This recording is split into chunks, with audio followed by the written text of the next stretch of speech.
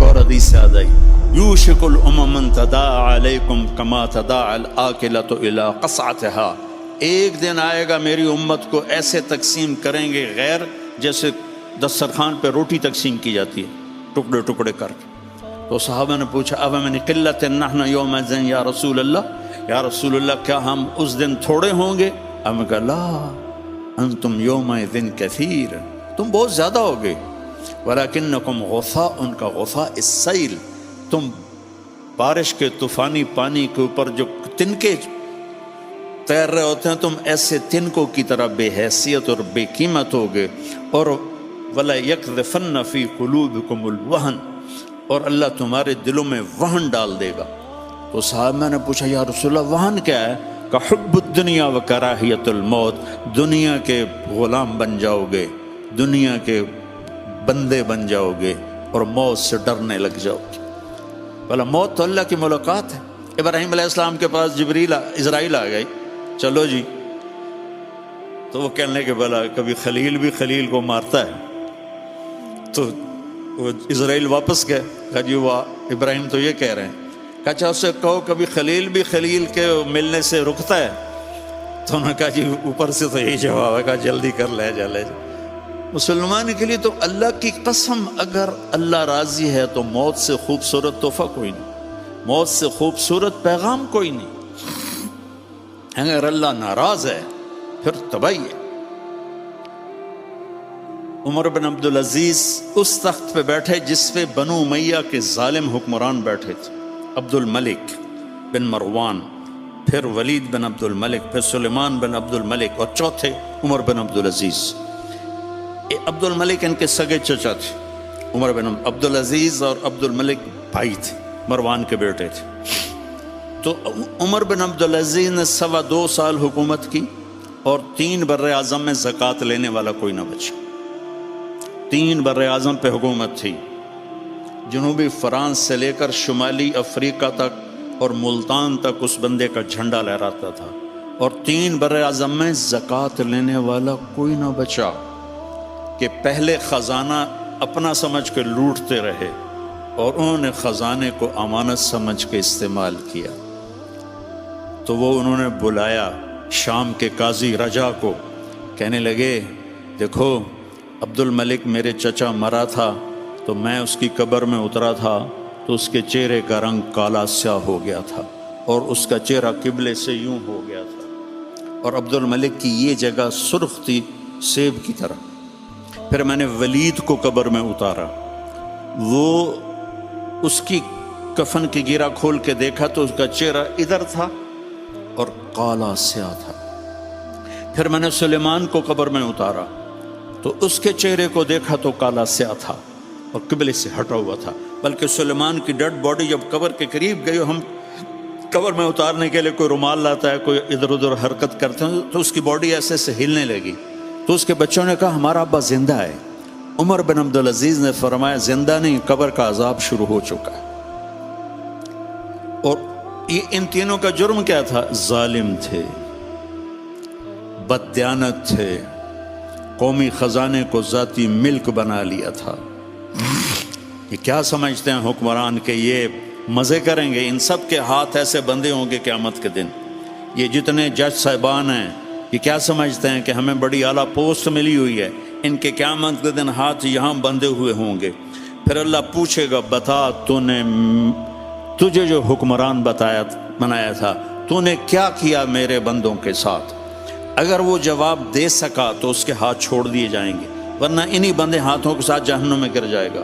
اور قاضی سے اللہ پوچھے گا ہاں کیا فیصلے کیے تھے، کتنے ظلم کے فیصلے کیے تھے، کتنے عدل کے فیصلے کیے تھے؟ اگر وہ عدل کے فیصلوں میں کامیاب ہو گیا تو ہاتھ چھوڑ دیے جائیں گے اور جنت میں چلا جائے گا۔ اگر ظلم کے فیصلے کرتا مر گیا تو انہی بندے ہاتھوں کے ساتھ آگ میں چلا جائے گا۔ بھائیو آخرت بھی ہے، بھائیو صرف دنیا نہیں ہے، آخرت بھی ہے۔ ٹک حرص و ہوس کو چھوڑ میاں، مت دیس بدیس پھرے مارا، قزاق اجل کا لوٹے ہے، دن رات بجا کر نکارا، کیا بدیا بھینسا بیل شتر، کیا گونی پلہ سر بارا، کیا گیہوں چاول موٹ مٹر، کیا آگ دھواں اور انگارہ، سب ٹھاٹھ پڑا رہ جائے گا جب لاد چلے گا بنجارہ۔ یہ تو رہنے کی دنیا نہیں ہے۔ الدنیا ثلاثۃ ایام، میرے نبی فرماتے تھے میں پاؤں اٹھاتا ہوں تو رکھنے کی امید نہیں ہوتی، سانس اندر لے جاتا ہوں تو باہر نکالنے کی امید نہیں ہوتی۔ تو بھائیو، اللہ کے واسطے اپنی آخرت کا سودا نہ کرو، دنیا کا سودا کرنا پڑے تو کر دو۔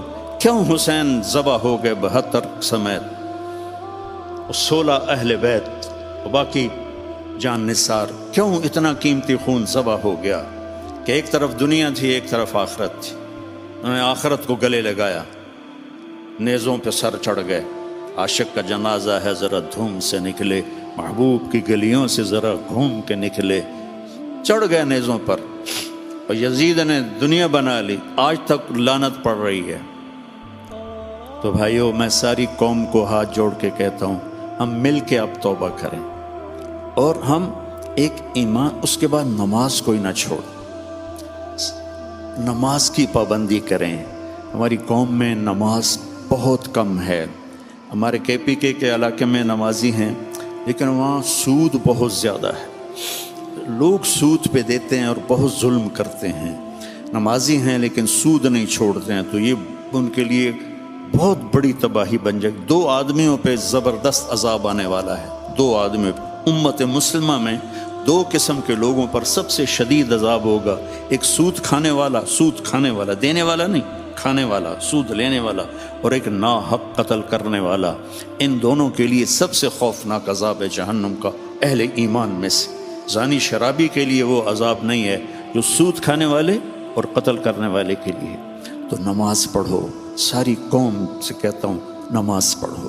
اللہ نے رزق دیا ہے، زکوٰۃ دو، قرآن پڑھو، اللہ کے واسطے قرآن پڑھو، اللہ کے نبی کی سیرت پڑھو، علم حاصل کرو کہ میرا رب مجھ سے کیا چاہتا ہے۔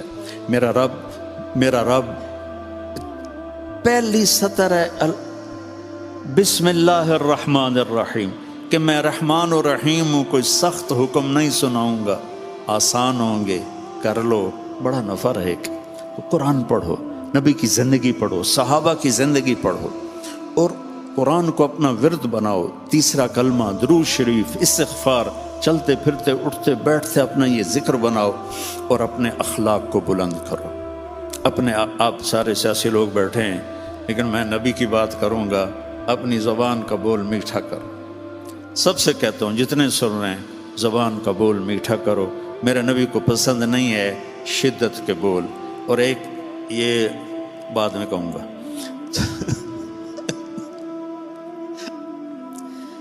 تو اپنی زبان کے بول میٹھے کر۔ میرے نبی سے پوچھا گیا، یا رسول اللہ، سب سے زیادہ جنت میں کیا چیز لے جائے گی؟